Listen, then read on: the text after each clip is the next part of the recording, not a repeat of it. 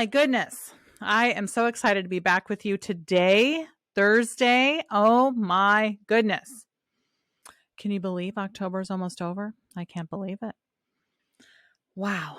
So here we are, episode 7 of LeadHerShip. Can you believe it? Oh my goodness. So today, guys, we're going to talk about forgiveness and unconditional love. Okay. So I've gotten some feedback over the last few weeks about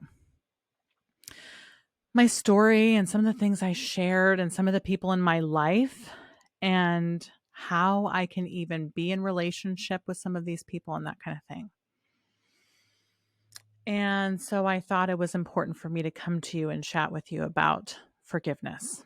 And so today we're going to talk about forgiveness first for ourselves. Talk a little bit about what's called compassionate self-forgiveness. Okay. And then we're going to talk about forgiveness of others and some unconditional love and what that means. Okay. So, my friends, we know that I've experienced some stuff, and I know so many of you have also experienced some serious stuff where you've been hurt by other people. Maybe you hurt yourself. And so let's talk about how to move through this with as much grace and ease and love as possible. Because what I don't want you guys to be doing is trying to heal and shift through, and just this heaviness is there, this hardness is there, this pain and suffering is there, which really comes from a holding of very negative, heavy thoughts about ourselves or about others. And the releasing of these thoughts. So let's talk about forgiveness of self. And so I'll share with you a couple of stories I didn't share in my first story. Having had the experience that I had and being the drug addicted young mama that I was, there's lots of things I've done in my life that I'm absolutely not proud of. And a lot of things that when I think back to those times really cause me some sorrow and some pain in my heart, and an opportunity for me to forgive myself. Even the Word of God talks about that. How dare we ask God to forgive us and He forgives us, and then we don't forgive ourselves? Like, we must forgive ourselves. We must forgive ourselves, or there's no real healing that ever takes place. Anything that comes on top of unforgiveness just is not true. It just is not true. And it won't hold. It won't stay. It won't become permanent, because whatever you're holding underneath that foundation of unforgiveness will always creep back up. It's always going to creep back up. Okay. So let's talk about compassionate self-forgiveness. Compassionate self-forgiveness I learned while going through Inspire Leadership Academy.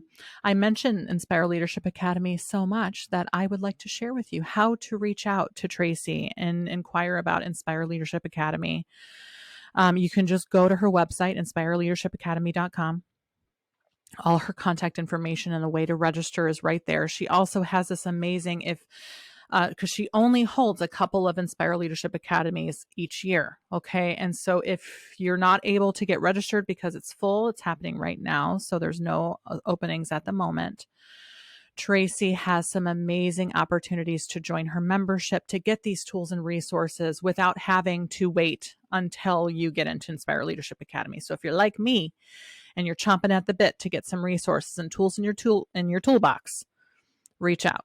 Get that information. You will thank me later. I promise. Just like I thank my dear friend that ushered me into it. So let's talk about compassionate self-forgiveness. Compassionate self-forgiveness is where I come in and actually share my story. And so you guys have heard my story. If you haven't, go back to episode 1. It's a little over an hour. Take the time to listen. You can have that understanding. So let's go back. I'm a young mom. I am coming off of drugs. I am pregnant with Jaden. Okay. I have little Angelica and my sweet girl. If you're listening to this, I love you so much. Whew. I'm reminding myself right now that this is my purpose, to share and to be authentic and vulnerable. And so here we go. There's a moment where I am withdrawing from methamphetamine and I am angry and impatient. I have a roommate during this time. Thank God for her. Her name was Rose, and she would help me take care of Angelica and dress her and bathe her and all that kind of stuff. Well, one particular day she was not there. And Angelica's just being two. She's just being a 2-year-old, and she's making noise, and I decide to give her a bath. She's in the bath and she's splashing. And I just react, and I grab the toilet bowl brush and I just smack her in the back, and I hit her really hard with it. And all of a sudden I see these little like pinholes from the toilet bowl brush have entered her little baby back, and she's bleeding. And then she comes out of the bath and she's just being two. And she's playing, and I'm getting angrier and angrier to the point where I call my mom. And we don't have an awesome relationship, but I tell her, Mama, I am terrible. I'm a terrible mother. I need you to come get Angelica. I am being terrible to her. I can't control myself. Yeah. And she didn't come and get her. And so it's just her and me. And I'm screaming at her, and she does not understand what's going on. And this is probably the worst thing I could possibly think of that I've ever done in my life. That night, I get a phone call from my friend, somebody who I thought was my friend, and he is stuck out like 100 miles away. I don't know how many miles, but it was a pretty long drive, like 100 miles away, let's just say. And I'm living in Tucson. I decided it's a really great idea to leave my baby girl at night. And so I leave her in the apartment. She's sleeping on the couch, and I make sure she's got pillows underneath her that if she were to fall off the couch, she's going to hit something soft. And I leave her asleep and I leave. And while I'm gone, the first part of when I'm gone, I'm just not even really thinking about her. Okay. And then I'm coming back and I'm starting to think about the worry about what if she tried to leave and my neighbors see her? What if CPS is there and going to take my kid? And what if the police are there? And what if she's dead? Or what if all these things, right? So there we are. I go back and she's perfectly sound. She's sleeping on the couch. Thank God. By the grace of God, she's totally fine. And we are there. Well, this is something that just keeps coming up. As you can see, as I began to talk about it, it causes me almost physical pain when I think about the way I behaved with her. And so that can keep me very stuck in things like coping, in numbing myself, more drug addiction, more drinking, eating, whatever is going to keep me numbing that feeling and that thought when it comes up. Okay. And so I held some very heavy thoughts that I am very bad and very wrong. And I am just a terrible person to have even done that. And a lot of proving myself to not be that person. Okay, a lot of behavior to prove that I'm not that person. The reality is I was that person. That's the reality. I did that behavior. I behave that way and I cause that pain. That's the reality. Okay. And I can't escape that no matter what I do. I can't escape it. And so I can choose to work with that or not. And in order for me to heal and have full healing and to ensure that she is loved and she gets what she needs moving forward and she herself can heal and she herself doesn't do that to my grandbabies and recreate a cycle, I got to do the work. Okay. I got to create that ripple effect. Or I'm choosing to. I don't gotta. I'm choosing to because I want my family to grow. I want my family to heal. I want this to be the buck stops here. All this behavior, all this trauma, all this line of abuse, I want it to stop here. So I'm choosing to do the work. And what that work looks like is forgiving myself. I have asked God to forgive me. God has forgiven me. I now need to forgive myself. And so compassionate self-forgiveness. So anytime I have got judgment that rises up that says I'm a bad or wrong mom, or I'm still that woman who did those things to my baby girl, then I've got a job to do. And my job is to be aware of the judgment that I'm holding, let it out, release that out, whether it be journaling or just speaking. I'm judging myself for, or I'm judging myself as. So I was judging myself for abusing my daughter, and I am judging myself as a bad mom.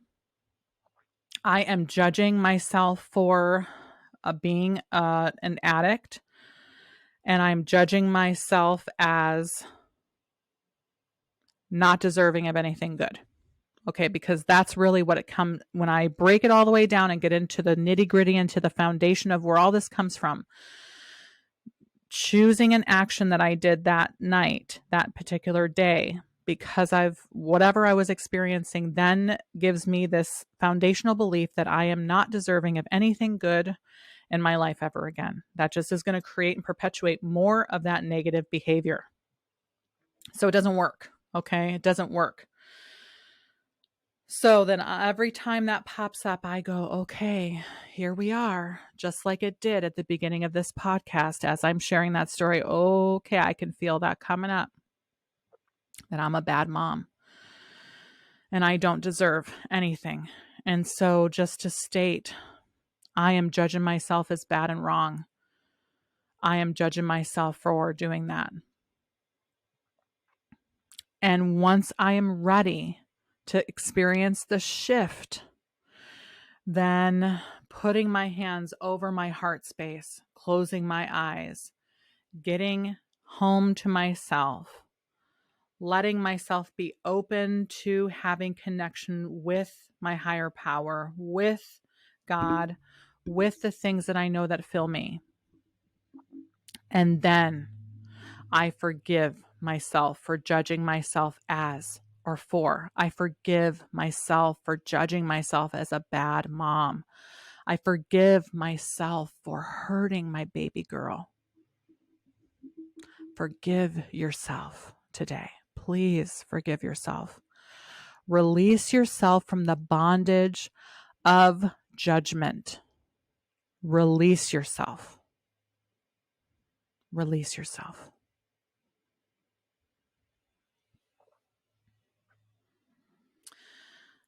Then, to continue forward, as you know my story, I have some work to do on forgiveness of others, okay? My first job is working on myself. Then I can go external to others. And here's the miraculous thing that begins to happen when we really begin to release that judgment and that unforgiveness we're holding towards ourselves. The grace that comes with being able to forgive others because we've given ourselves that compassion and grace. Wow. Hallelujah. Miracles begin to happen. Okay. Things begin to release. You will get opportunities for these people to rise up in your life so that you can practice this forgiveness. And so something that really helps me understand forgiveness is this idea of resentment. Okay. Resentment is when we've had an expectation, like I had an expectation for my mom to take care of me and protect me, and she went against that expectation. I got abused. Okay. She didn't hear me. She didn't see me, all those things. So then I built up some resentment. And out of everybody in my life, my father, my stepfather, all the people, I've had the most practice with my mama, because for some reason I held the most hate towards her, the most judgment towards her, because I wanted her so badly. I wanted her so much. I wanted her time. I wanted to smell her. I wanted to be near her. I wanted to hug her when she would leave at night after she got a divorce from my dad. I can remember going into her, I beg her not to leave. I would beg her not to leave. I'd beg her, please stay home. She wouldn't stay home. So then I just wanted to be with her. And so I would go lay on her bed and she'd have her shirt or dress or whatever there. And I would hug it and smell her and sob uncontrollably because I just missed my mama. And so I had some mama issues. I had some mama issues going on that I needed to work on healing. And so the first step towards that is understanding what's there. Okay, having the awareness that something is there. And then the willingness to work with it, the willingness to release it. And so there's a quote by the Buddha that he says, holding on to anger is like grasping a hot coal with the intent of throwing it at someone else. You are the one who gets burned.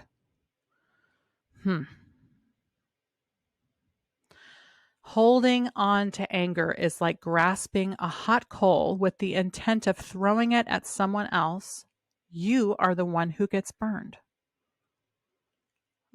Very interesting. And I can, as I let this go into me, I can totally see all the ways in my life in which holding on to that deep-seated resentment and unforgiveness is causing some pain and suffering in my own self. It's causing me to get burned. That's the thing, you guys, is holding on to that. There's no beautiful thing that ever comes from it. There's no justification. There's no justice. There's no freedom. There's no releasing. There's just continuation of pain, suffering, and trauma when we hold on to these things. And so I've been able to work with this. And one of the best ways that has been for me to work on this is, one, I was given a recommendation because I was having a very, very hard time dealing with forgiveness with my dad. And my dad was getting ready. He was on his way to a nursing home, and he was having his leg amputated and is pretty elderly. And I was getting ready to go visit him for the first time in 22 years. And I really wanted to forgive him, but I was really, really angry with him. He still exhibited a lot of the same behaviors he had in the past, still very angry, still very not kind guy, that kind of thing. And so I was given the recommendation to get a picture of him as a little child. And I had pictures of him as a little boy. And so I pulled a picture of my dad out and began to practice forgiveness of him. Forgiveness with regard to the judgments I was holding, the expectations that I had that he did not meet, all those things. And I began to see, I can see the ways in which I understand where he was coming from. Not that it was acceptable or right or anything like that, but I could begin to develop compassion and understanding for where he was when he committed those things, when he behaved in those ways. I can then work on forgiveness for him by looking at that picture and then move on to him then and him as an adult and forgiving him. And it's a process. It's a practice that I still have to work toward and still or want to work toward and still grow that forgiveness muscle inside of me. With my mom as well, working toward having the compassion and understanding about where they came from, what was going on in their life and their mind and their heart, what happened to them as children, And I can see how, had I also been presented with those same situations and the very same parenting she received, the very same childhood she had, the very same life she led, how I could be the same way. That's the thing. Like, then this opens this huge door up to humanity in general.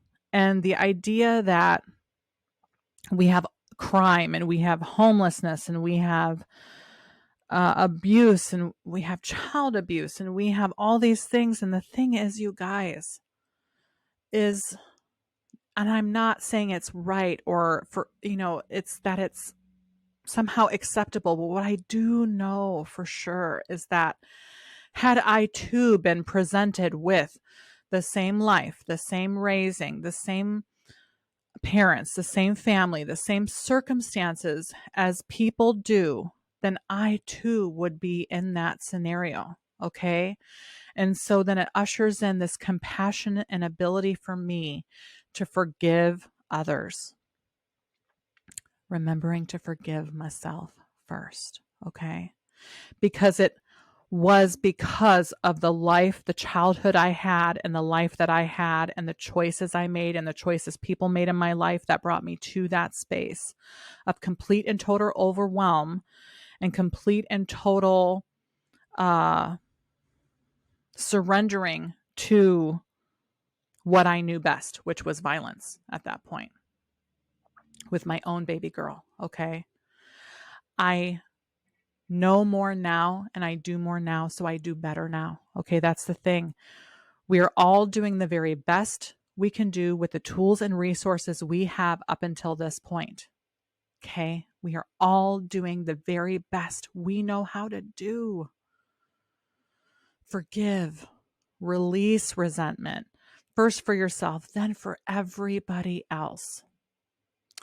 Now, I'll leave you with this quote by Marianne Williamson that says, "The way of the miracle worker is to see all human behavior as one of two things.